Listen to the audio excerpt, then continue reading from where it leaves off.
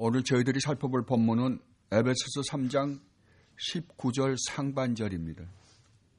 19절 상반절 봉독해 드립니다. 그 너비와 길이와 높이와 깊이가 어떠함을 깨달아.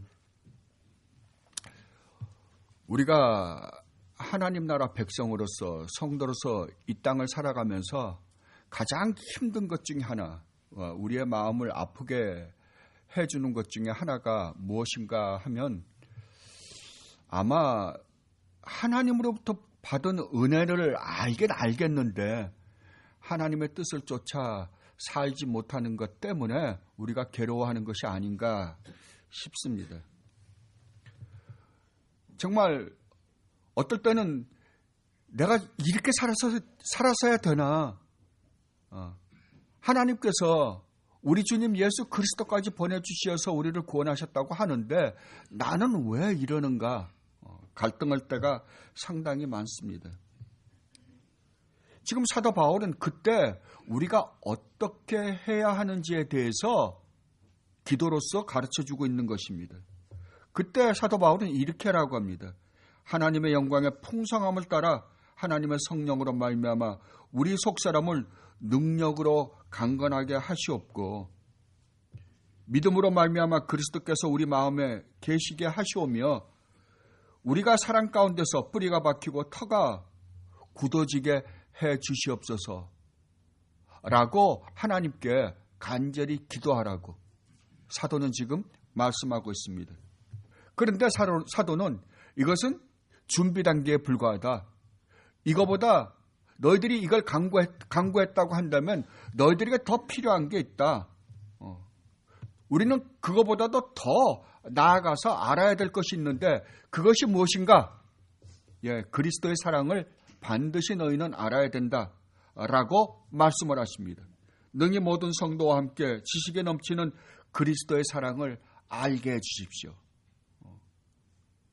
이걸 기도할 때 너희들은 이 세상을 살아가면서 너희가 하나님의 뜻대로 살지 못하는 것에 대한 안타까움을 어느 정도는 해결할 수 있을 것이다 라고 말씀을 하십니다.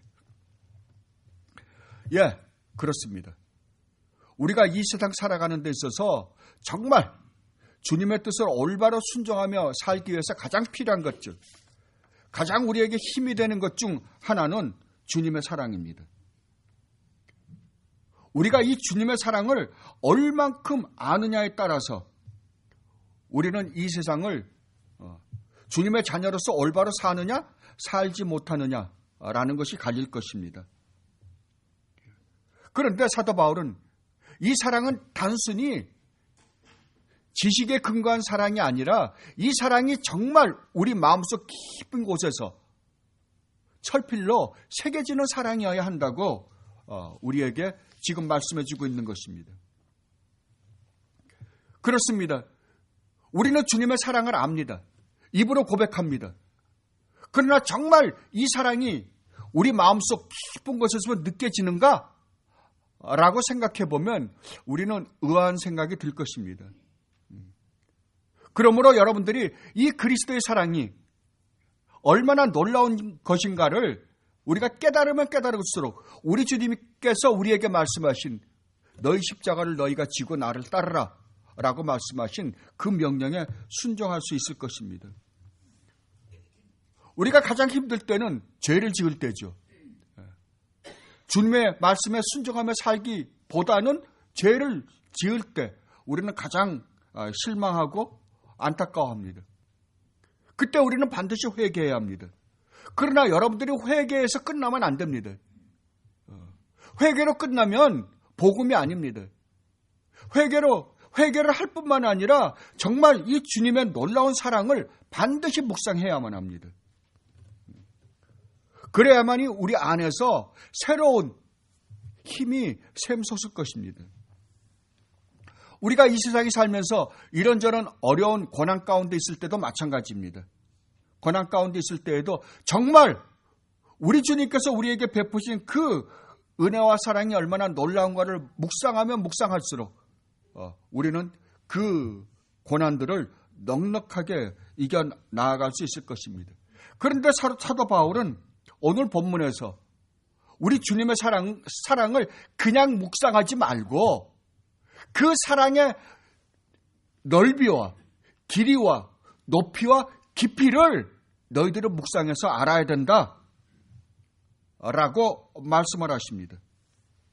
그 사랑이 얼마나 넓고 길고 높고 깊은지를 너희들이 알 때 너희들은 너희가 이 세상에서 어떻게 살든지 너희에게 주어지는 이 세상의 환경이 어떠하든지 간에 그것을 충분히 넉넉히 이겨나갈 수 있을 것이라고 사도는 지금 말씀하고 있습니다. 그러면 우리는 먼저 주님의 그 사랑의 넓이에 대해서 한번 살펴보도록 하겠습니다. 여러분, 구약에서는 이 주님의 사랑이 누구에게만 베풀어졌습니까? 유대인들입니다. 그런데 오늘날에는요. 오늘날에는 그 사랑이 이방인인 우리에게까지 베풀어졌잖아요. 그래서 여러분들이 지금 여기 앉아서 이 예배라는 놀라운 축복을 지금 누리고 있는 것입니다.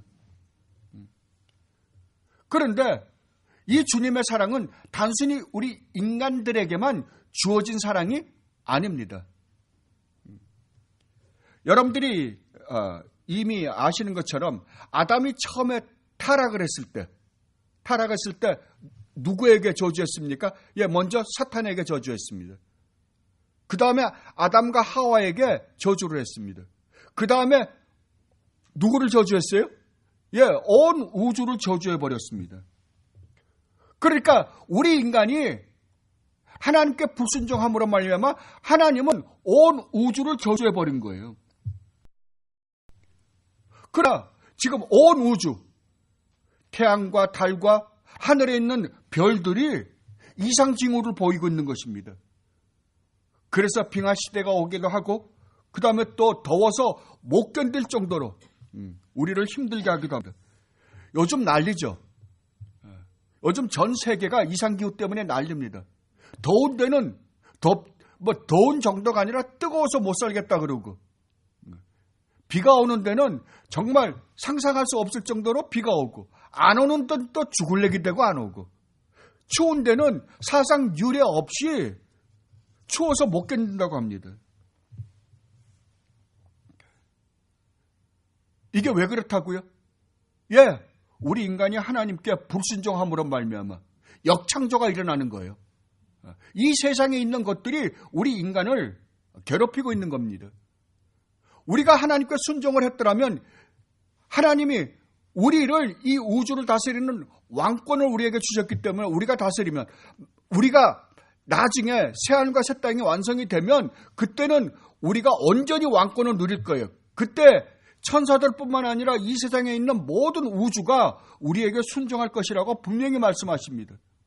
그러나 지금 우리가 살고 있는 이 세상은 우리가 하나님께 불순종함으로 말미암아 우리의 그 다스림을 받아야 될 온 우주가 어떻게 한다고요? 역창조를 이루고 있다고요. 우리를 거스르고 있다고요. 그래서 허리케인, 지진, 토네이도, 쓰나미, 산불, 화산 폭발, 바다는 바다대로 우리를 힘들게 하고 산은 산대로 힘들게 하고 저는 가끔가다 그런 상상을 해봐요. 나중에 이 새하늘과 새 땅이 온전히 이 우주가 다 새롭게 되어서 우리가 영원히 죽지 않는 부활체로 몸을 입고 나면 그 높은 눈이 쌓인 산으로 올라가도 우리 절대 죽지 않을 겁니다. 바다에서 얼마나 자유스럽게 헤엄을 치겠어요. 그죠? 여러분들이 그 부활체가 어떤가를 조금이라도 맛보시려면 변화산에서 우리 주님이 변화되었던 그 모습, 그리고 우리 주님이 부활하셨을 때 모습을 보면 주님이 문이 닫혀 있는데 그냥 들어오시는 거예요. 그죠? 문이 닫혀 있는데 제자들이 있는데 평안하라 라고 하고 들어오십니다. 그러면 그 육체를 우리가 입을 거 아니에요. 그죠? 그때 보면 엠마오로 가던 제자들과 함께 가다가 주님이시구나 그랬는데 그 다음에 주님은 안 계신다 그래요. 그런 걸 한번 상상해 보면 우리가 얼마나 초월적인 놀라운 존재가 될까. 여러분, 처음에 아담과 하와가 아무리 죄가 없이 처음에 창조되었다 하더라도 나중에 주님이 오셔서 우리에게 입혀줄 그 부활체하고는 비교가 안 됩니다. 왜냐하면 아담이 비록 에덴 동산에서 죄가 없다 하더라도 그건 죄를 지을 수 있는 존재예요. 그러나 나중에 우리가 하나님 나라에서 우리가 입을 그 몸은 이제는 죄를 지을 수조차 없는 몸을 입는 거예요. 그죠? 얼마나 놀랍습니까? 그죠? 그러니까 우리가 가고 싶은데 언제든지 시간의 구애 없이 공간에 거의 구애를 받지 않고 갈 수 있는 존재가 된다. 그리고 어떨 때 가만히 생각해 보면 집에서 너무 기분이 좋아요. 정말 그때가 기다려지기도 합니다. 그런데 지금은 어떻습니까? 지금은 식물은 식물대로, 동물은 동물대로, 조그마한 곤충은 곤충대로. 아니, 거미가 무서워서 우리가 도망 다니잖아요. 조그마한 불개미가 있어서 우리가 도망 다니잖아요, 이제. 그것뿐입니까? 눈에 보이지도 않는 바이러스 때문에 오늘 아침에도 누가 감기 걸리셨다 그러는데 요새 감기 때문에 혼나잖아요. 근데 눈에 보이지도 않는 것들이 공격을 해가지고 무슨 독감이니 뭐니 해가지고 온갖 병을 걸리게 합니다. 이게 왜 이런 현상이 일어났다고요? 하나님께 불순종함으로 말미암아 역창조가 일어난 결과입니다. 그렇다면 주님의 사랑은 어디까지 미친다고요? 우리 인간의 구원에가만요? 아니요. 전 우주에 이 주님의 은혜가 사랑이 미친다고 성경은 분명하게 이야기하고 있습니다. 이사야서 1절로부터 5절은 메시아 예언입니다.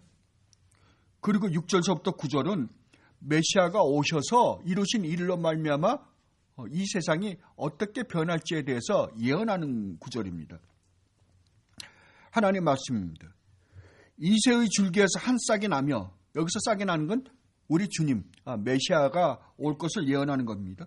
그 뿌리에서 한 가지가 나서 결실할 것이요, 그 위에 여호와의 영, 곧 지혜와 총명의 영이요, 모략과 재능의 영이요, 지식과 여호와를 경외하는 영이 강림하시리니 그가 여호와를 경외함으로 즐거움을 삼을 것이며 그의 눈에 보이는 대로 심판하지 아니하며 그의 귀에 들리는 대로 판단하지 아니하며 공의로 가난한 자를 심판으로 정직으로 세상의 겸손한 자를 판단할 것이며 그의 입에 막대기로 세상을 치며 그의 입술의 기운으로 악인을 죽일 것이며 공의로 그의 허리띠를 삼으며 성실로 그의 몸의 띠를 삼으리라. 그러니까 우리 주님이 오셔서, 메시아가 오셔서 어떤 일을 하실 것인가에 대한 예언입니다.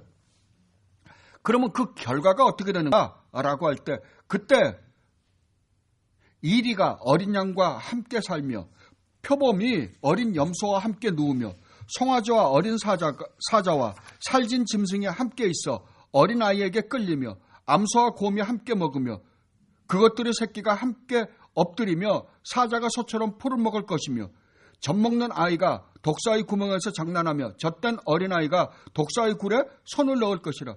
내 거룩한 산 모든 곳에서 해됨도 없고 상함도 없을 것이니 이는 물이 바다를 덮음같이 여호와를 아는 지식이 세상에 충만할 것입니다.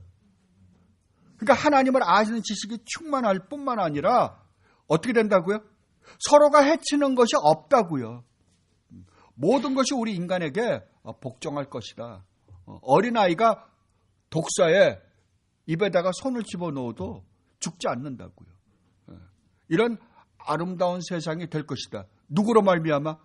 우리 주님이 오셔서, 메시아가 오셔서 모든 것을 회복시키시면 이러한 일이 있을 것이다 라고 말씀을 하십니다. 이와 같이 주님의 사랑은 전 우주에 미칩니다. 주님의 사랑은 범위가 끝이 없습니다. 그 넓이가 끝이 없다고요. 그래서 사도 바울은 이 세상에 있는 모든 생명체들이 인간의 완전한 구원을 지금 기다리고 있다고요. 그것을 탄식하면서 그 구원이 하루속히 이루어지기를 기다리고 있다고 로마서 8장에서 말씀하고 있습니다. 여러분은 이 주님의 이 넓은 사랑을 묵상해 보십시오. 우리가 보통 주님의 사랑을 바다와 같고 하늘과 같다 그러잖아요. 근데 가만히 묵상해 보면 그 정도가 아니에요. 전 우주적이에요. 그죠? 그러니까 주님의 사랑이 얼마나 넓습니까? 그러니까 이 우주조차도 주님의 그 넓은 사랑을 담을 수 없다. 너희는 반드시 이것을 알아야 된다. 이것을 묵상해라. 그때 너희는 정말 그 주님의 사랑으로 말미암아 너희가 지금 가지고 있는 하나님으로부터 받은 축복이 얼마나 놀라운지를 깨닫게 될 것이다 라고 말씀하시는 겁니다. 그런데 이 주님의 사랑은 넓을 뿐만 아니라 너희들은 반드시 그 길이도 알아야 된다라고 말씀하십니다. 자, 그렇다고 한다면 여러분, 주님이 여러분을 사랑하기로 마음먹으신 게 언제부터예요? 창세전이라고 그러잖아요. 그죠? 우주 만물을 창조하시기도 전에, 여러분이 태어나시기도 전에 하나님은 여러분의 이름을 이미 기억하셨고 여러분을 사랑하기로 마음 먹으셨다고 성경은 분명히 이야기합니다. 에베소서 1장으로 한번 가보십시다.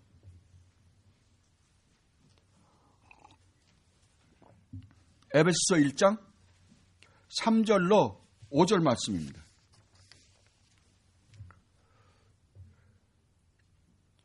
찬송하리로다. 하나님 곧 우리 주 예수 그리스도의 아버지께서 그리스도 안에서 하늘에 속한 모든 신령한 복을 우리에게 주시되, 뭐라고요?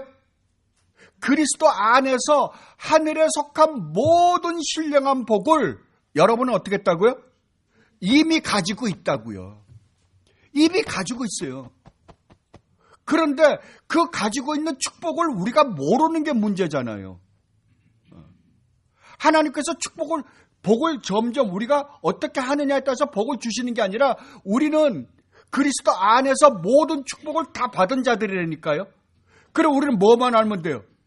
하나님께서 우리에게 베푸신 그 축복이 얼마나 놀라운 것인가를 깨달으면 될 거 아니에요. 그죠? 깨닫는 만큼 여러분의 삶이 변하게 되어 있어요. 그런데 그 축복을 언제 주셨는가? 곧 창세전에 그리스도 안에서 우리를 택하사. 우리를 언제 택했다고요? 창세전에요. 우주 만물을 창조하기도 전에요. 그렇다면 우주 만물을 창조하기도 전에 하나님은 여러분을 기억하셨다 안 했다? 기억하셨다는 거예요. 여러분 정말 믿으세요? 그러면 여러분이 뭐가 두려우세요? 그죠? 그리고 우리로 그리스도의 사랑 안에서 그 앞에 거룩하고 흠이 없게 하시려고 그 기쁘신 뜻대로 우리를 예정하사 예수 그리스도로 말미암아 자기의 자녀들이 되게 하셨다. 아멘. 자, 하나님은 분명히 우리를 창세전에 택하셨다고 합니다.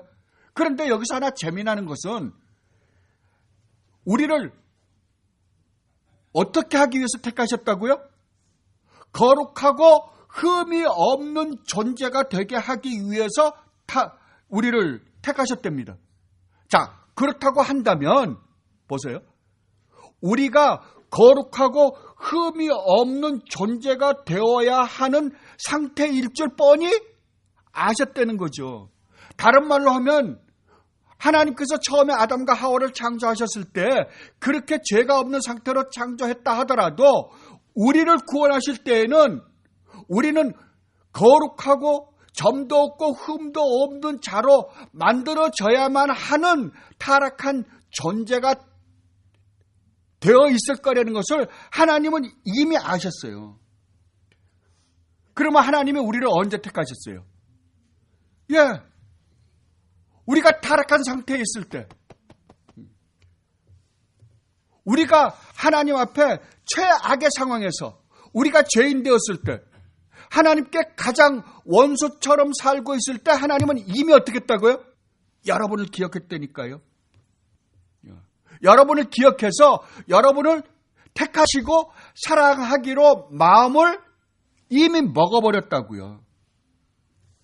그렇다면 여러분은 이제 하나님의 그 크신 은혜로 말미암아 구원을 받은 사람들이잖아요.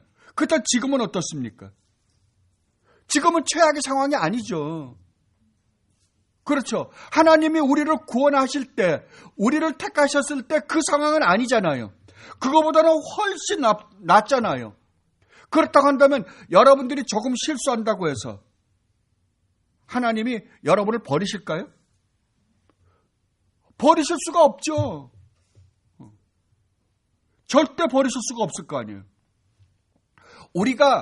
우리를 하나님께서 점도 없고 흠도 없고 티나 주름 잡힌 것이 없는 존재로 만드시기 위해서 아직까지 우리가 가지고 있는 옛날에 가지고 있었던 그 못된 버릇이 나올 때마다 그 버르장머리를 고치기 위해서 사랑의 매를 댈지언정 하나님의 사랑은 절대 변하실 수가 없어요. 우리를 버리시지 않는다고요. 하나님의 사랑, 하나님이 우리를 사랑하시기로 시작하신, 마음 먹으신 그 사랑의 시작은 있어요. 왜? 우리가 피조물이니까요. 그죠? 그 사랑의 시작은 있을지 몰라도 끝이 있다 없다? 끝이 없다고요. 그 끝이 없는 영원한 사랑이라고 지금 성경은 이야기하고 있습니다. 그래서 선지자 예레미야가 이렇게 말씀하십니다. 옛적에 여호와께서 나에게 나타나사 내가 영원한 사랑으로 너를 사랑하기에 인자함으로 너를 이끌었다. 뭐라고요? 영원한 사랑으로 내가 너희를 사랑했다라고 말씀하십니다. 이게 하나님의 성품이십니다. 하나님은 한 번 마음먹은 거는 절대 변치 않으시는 분이에요. 그래서 히브리서 기자가 그러죠. 우리 주님 예수 그리스도는 어제나 오늘이나 영원토록 동일하시다고요. 절대 변치 않는다고요.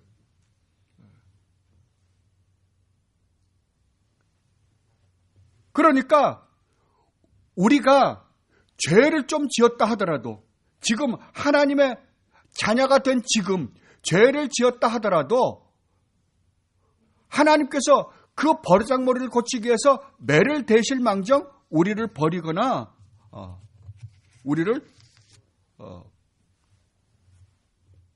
우리로부터 하나님의 얼굴을 돌리시는 법은 없다고요. 그런데 재미나는 것은 너희가 그럴 때 언제든지 나한테 와서 잘못했다 그래. 용서해달라 그래. 그러면 언제든지 용서해 주겠다고 하신 분이시잖아요. 그죠?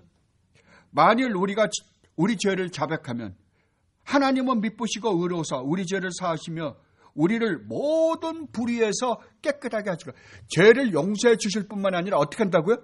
우리를 모든 불의에서 깨끗하게 만들어 가신다니까요. 그래서 우리는 하나님이 만드신 자들이다라고 말씀하시는 거예요. 이분이 누구예요? 이분이 우리가 지금 믿는 주님 예수 그리스도이십니다. 그래서 사도 바울은 정말 그리스도께서 우리에게 가지고 계신 하나님이 우리에게 가지고 계신 이 사랑의 넓이와 그 길이 무한한 영원한 그 사랑에 절대 변치 않는 그 사랑을 너희들은 반드시 알아야만 한다라고 말씀을 하십니다. 그리고 사도 바울은 여기에서 끝나지도 않아요. 그 하나님의 사랑의 높이와 깊이 또한 알아야 된다 이거예요. 근데 사도 바울은 분명히 순서를 어떻게 했냐면 넓이, 길이, 높이, 깊이입니다.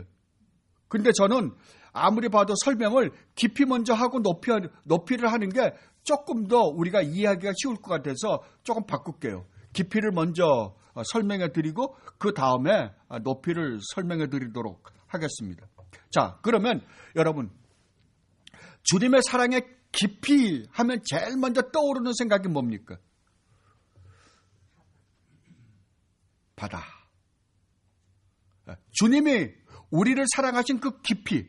여러분들 이제 그 교리 공부를 하실 때 주님에 대해서 공부하죠. 우리가 그 기독론을 공부하실 때 주님의 낮아지심과 주님의 높아지심 그러잖아요. 저 그 이야기예요. 사도 바울이. 그러면 주님이 우리를 사랑하신 사랑의 깊이가 어디까지냐? 그럴 때 이 땅에 인간의 몸을 입고 내려오셨다. 이거예요. 여러분, 예수님이 누구세요? 여러분들 예수님을 누구라고 고백하십니까? 참 하나님이시며 참 인간이 되신 분이시다라고 고백하죠. 여러분, 그렇다고 한다면 하나님은 어떤 분이십니까? 여러분들은 분명히 우리 주님이 예수 그리스도가 참 하나님이시며 참 인간이 되신 분이시다라고 고백을 합니다. 반심 반인간이 아니에요. 참 하나님이시며 100% 하나님이시며 100% 인간으로 오신 분이십니다. 두 본성을 갖고 계신 분이에요. 우리가 이해는 다 안 되지만 그렇다고 한다면 하나님은 어떤 분이십니까? 여러분, 하나님 그러면 제일 먼저 떠오르는 게 뭡니까? 오늘날 기독교가 왜 이렇게까지 타락할 수밖에 없었냐 그러면은 하나님에 대한 인식이 잘못되어 있기 때문에 그래요. 오늘날 교회에서 섬기는 하나님은 동네 할아버지 같아요. 마음 좋은 할아버지에 불과해요. 그러나 여러분이 반드시 알아야 되는 것 중 하나는 하나님 그러면은 제일 먼저 떠올라야 되는 하나님의 속성 중 하나가 거룩하심입니다. 하나님의 거룩하심을 모르고 다른 속성을 알 수 있는 방법이 없어요. 어떤 때는 성경은 하나님의 전 속성을 한마디로 거룩이라는 것으로 표현을 합니다. 하나님의 속성, 그러면 거룩하심입니다. 그러니까 여러분들이 하나님의 이 거룩하심 앞에 서보지 않고 바른 신앙생활을 할 수 있는 방법은 없습니다. 하나님의 이 거룩하심이 오늘날 교회에서 없어졌어요. 만약에 하나님의 거룩하심 앞에 여러분들이 서보지 않고 하나님의 거룩하심을 모르고는 여러분들 절대 신앙생활을 할 수가 없습니다. 그러니까 하나님의 거룩하심을 모르면 하나님의 어미하심도 모르고 하나님의 위엄도 모르고 하나님의 의로우심도 모르는 거예요. 전혀 이해가 안 되는 거예요. 그러니까 오늘날 교회를 다니는 사람들이 죄를 떳떳하게 지면서도 자기는 교회 와서 구원을 받았다라고 그럽니다. 그 예레미야 7장에서 이야기하는 거하고 똑같아요. 밖에 나가서 온갖 나쁜 짓은 다 하면서 성전에 들어와서 뭐라 그런다고요? 나는 구원을 받았노라 그런다니까요. 그게 구원입니까? 구원받은 자의 올바른 행위냐고요? 절대 아닙니다. 구원받았는지 안 받았는지를 뭘로 한다고요? 성경은? 열매로 한다고요. 그러므로 우리가 하나님의 거룩하심을 정말 조금이라도 맛본다고 한다면 우리는 절대로 죄를 함부로 지을 수가 없어요. 그러므로 오늘날 교회에서 가장 먼저 회복해야 되는 것은 하나님의 거룩하심입니다. 그래서 우리 주님이 기도를 가르쳐 주실 때도 그랬잖아요. 하늘에 계신 우리 아버지, 아버지의 이름이 거룩히 여김을 받으시오며. 그만큼 중요한 거예요. 여러분들 에스겔서를 보시면 하나님 뭐라고 하시면 하나님이 내가 너희들을 바벨론 포로로 잡혀가게 할 것이다. 그러나 내가 너희들을 70년 후에는 회복시킬 것이다. 근데 회복시키는 이유가 뭐예요? 너희가 더럽혀 놓은 내 거룩한 이름을 내가 회복해야 되기 때문에 내가 너희들을 회복시킬 것이다 라고 말씀을 하십니다. 그렇다면 여러분이 하나님의 거룩하심 앞에 서보면 여러분들이 가장 먼저 느끼는 게 뭘까요? 우리의 부패성이죠. 우리의 죄입니다. 그렇죠. 그래서 하나님의 거룩하심 앞에 서본 모든 우리의 믿음의 선배들이 뭐라고 고백했냐 그러면은 화로다 나여 망하게 되었도다. 나는 입술이 부정한 사람이요 나의 입술이 부정한 백성 중에 거주하면서 만군의 여호와 우리 하나님 왕을 배웠도다 라고 고백했던 것입니다. 그러므로 우리는 반드시 이 하나님 앞에 선 우리의 믿음의 선배들의 고백처럼 이 고백이 반드시 나와야만 합니다. 그래야지 그 다음에 하나님의 엄위하심과 하나님의 공의로 말미암는 하나님의 진노, 우리가 저지른 죄로 말미암는 하나님의 진노가 하나님의 심판이 얼마나 무시무시한지를 우리는 깨닫게 돼요. 그리고 하나님의 광대하심이나 위대하심이나 전능하심이나 그 하나님의 영광 등을 묵상할 때 우리는 저절로 그 앞에 무릎을 꿇고 회개할 뿐만 아니라 하나님을 경외하게 되고 하나님을 진심으로 경배하게 되는 것입니다. 우리는 하나님의 그 거룩하심을 조금이라도 맛보게 될 때 우리는 그분 앞에 서 있기조차 힘들 것입니다. 여러분들이 아시다시피 사도 요한이 계시록에 보면 사도 요한이 성령에 이끌려서 하늘로 올라갑니다. 거기서 누굴 보냐 그러면은 미리 죽으신 어린 양 예수 그리스도를 만납니다. 얼마나 반가웠겠습니까? 근데 어떻게 했다고요? 반갑기는커녕 죽은 자처럼 두려워서 죽은 자처럼 엎드려졌다니까요. 죽은 사람처럼 됐다고요. 왜요? 왜냐하면 이제 우리 주님은 하늘에 오르셔서 인간의 몸을 입고 낮아지셨다가 이제 오르셔서 영광 가운데 거룩한 가운데 계시기 때문에 그 거룩을 죄인인 우리 인간이 감당이 안 되기 때문에 그렇습니다. 그래서 엎드릴 수밖에 없었다니까요. 이렇듯 하나님은 거룩하신 분이시오. 하나님은 위대하신 분이시오. 하나님은 의로우신 분이시오. 엄위하신 분이십니다. 그런데 우리를 구원하기 위하여 이 땅에 오신 예수님이 어떤 분이시라고요? 바로 그 하나님이라고요. 우주 만물을 창조하신 창조주 하나님이시라고요. 그렇다면 우리들은 그 주님 앞에 어떻게 돼요? 찬양과 경배와 영광과 존귀를 돌려야 마땅합니다. 그런데 그분이 어떻게 하셨어요?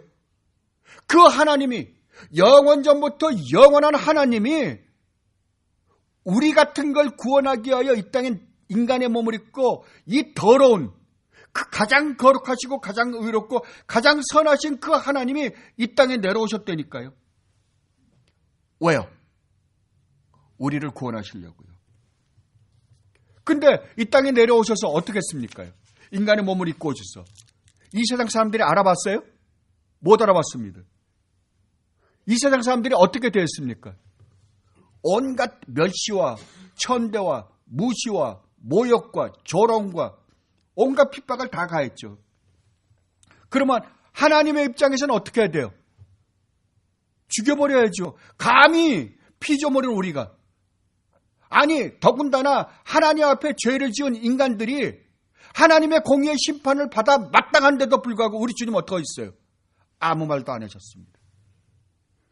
그 온갖 하나님이시면서도 그걸 다 참으시고 그 모욕을 다 받으셨습니다. 왜요? 여러분과 저 때문에요. 그리고 나중에는 십자가에 못 박히셔서 그 몸을 갈기갈기 찢기시고 성부 하나님으로부터 버림까지 당했습니다. 왜요? 여러분과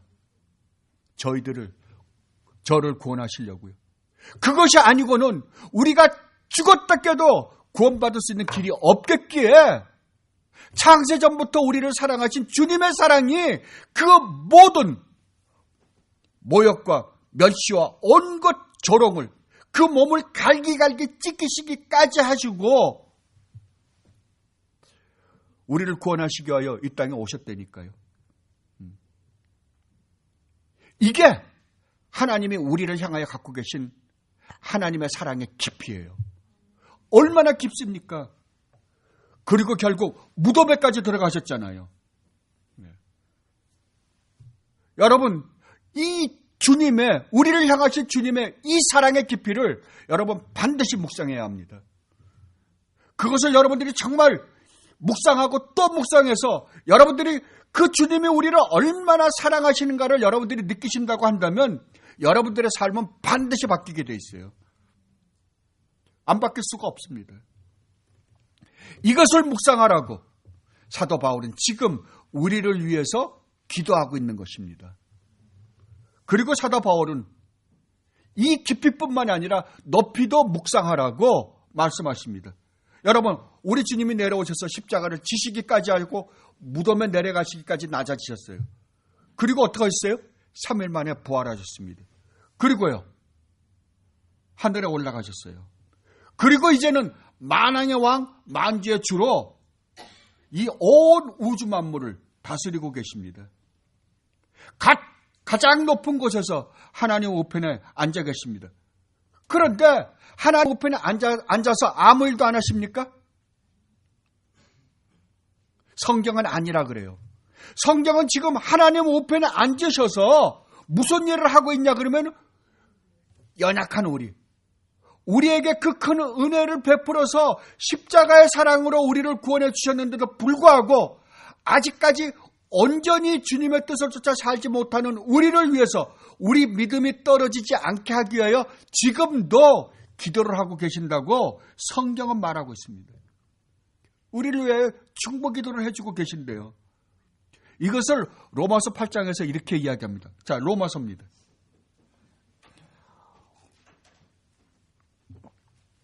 저는 이 로마서 8장 31절로 39절을 읽을 때마다 너무 좋아요.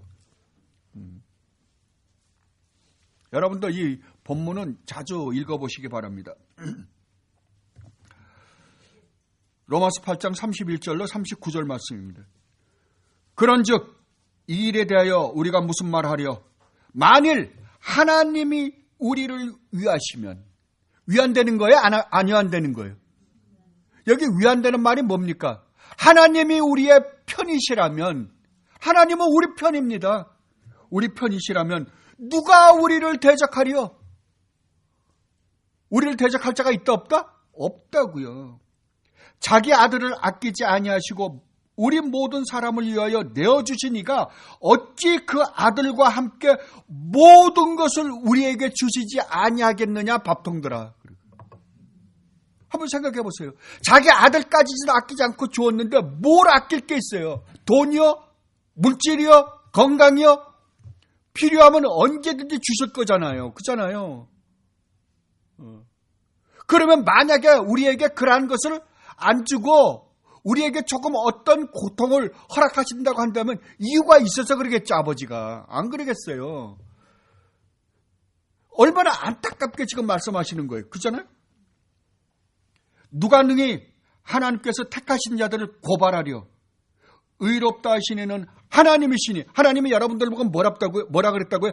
의롭다고 인정을 했다니까요. 너희들은 나에게 죄를 지어본 적이 한 번도 없다라고 인정하셨다니까요. 왜요? 그리스도 안에 있기 때문에요. 그리스도 안에 있기 때문에 너희들은 결단코 정죄함을 받지 않겠다라고 하셨다니까요. 누가 정죄하리요? 죽으실 뿐 아니라 다시 살아나신 이는 그리스도 예수시니 그는 하나님의 우편에 앉은 자여 우리를 위하여 지금도 간구하신 분이시니라. 누가 우리를 그리스도의 사랑에서 끊으려? 환난이나 공고나 박해나 기근이나 적신이나 위험이나 칼이랴. 기록된 바 우리가 종일 주를 위하여 죽임을 당하게 되며 도살당할 양같이 여김을 받았나이다 함과 같으니라. 그러나 이 모든 일에 이 세상에서 여러분을 흔드는 그 어떠한 것도 우리를 사랑하시는 이런 말미암아 우리를 사랑하시는 이가 누구예요? 하나님이시잖아요. 우리 주님 예수 그리스도잖아요. 로 말미암아 우리가 이 세상에서 겪는 모든 일들, 그 모든 고난들을 다 넉넉히 어떻게 한다고요? 이긴다고요.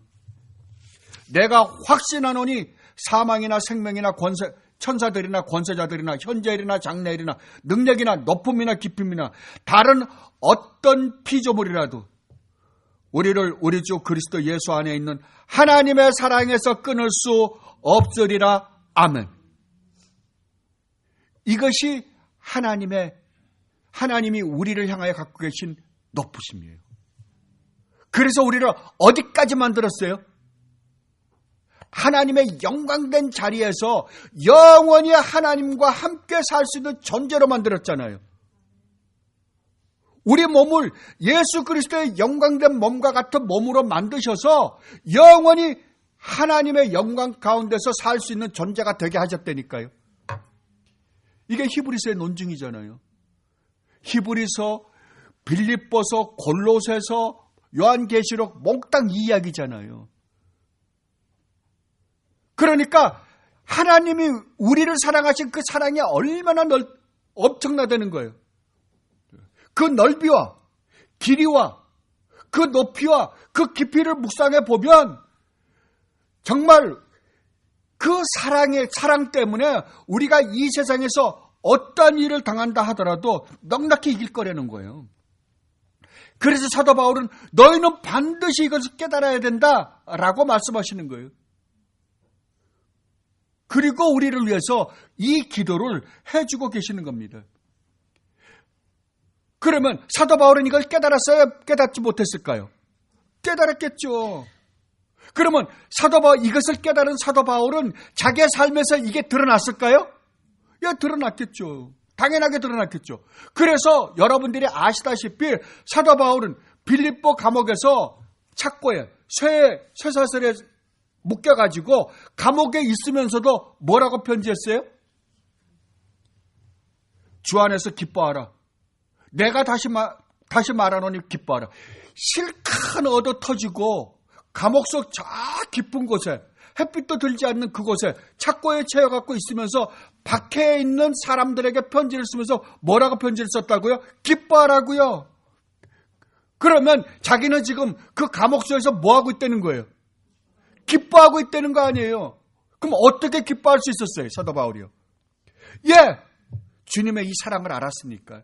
이 사랑의 넓이와 길이와 높이와 깊이를 알았으니까요. 그래서 이렇게 이야기하는 거예요. 너희 관용을 모든 사람에게 알게 하라. 주께서 가까우시니라. 아무것도 염려하지 말고. 지금 사도 바울은 염려할 수 있는 입장이에요? 없는 거예요? 염려할 수밖에 없는 입장에 처해 있어요. 그런데도 뭐라고요? 염려하지 말라고요. 근심하지 말라고요.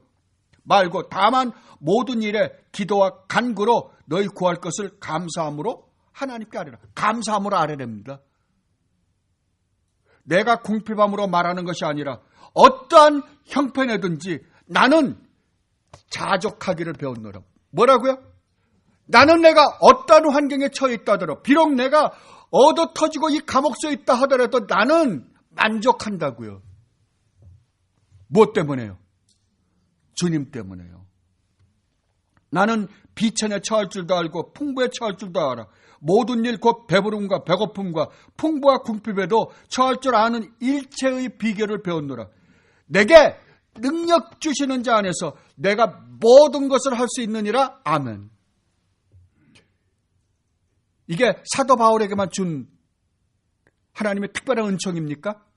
아닙니다. 우리 모두에게 준 거예요. 그래서 사도 바울이 지금 기도하고 있는 겁니다.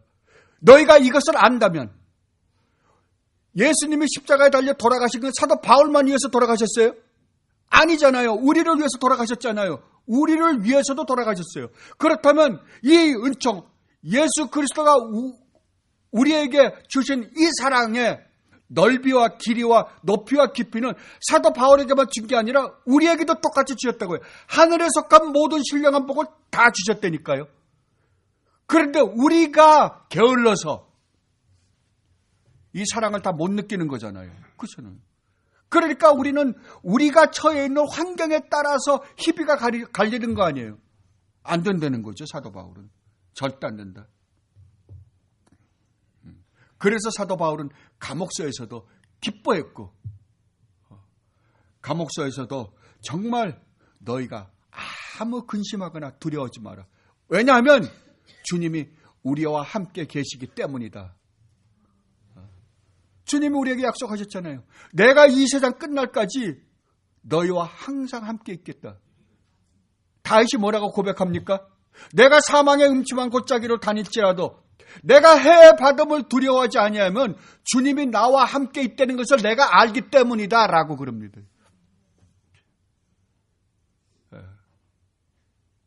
그렇다면 여러분이 계신 곳에 누가 계세요?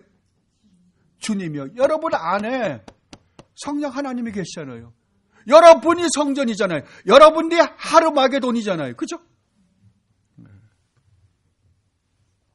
여러분, 정말 이 주님의 놀라운 사랑의 넓이와 길이와 높이와 깊이를 매일 묵상하십시오. 게으르지 말고 죽는 날까지 묵상하십시오. 왜냐하면 우리 주님이 우리를 향하여 갖고 계신 이 사랑이 한이 없고 끝이 없기 때문입니다.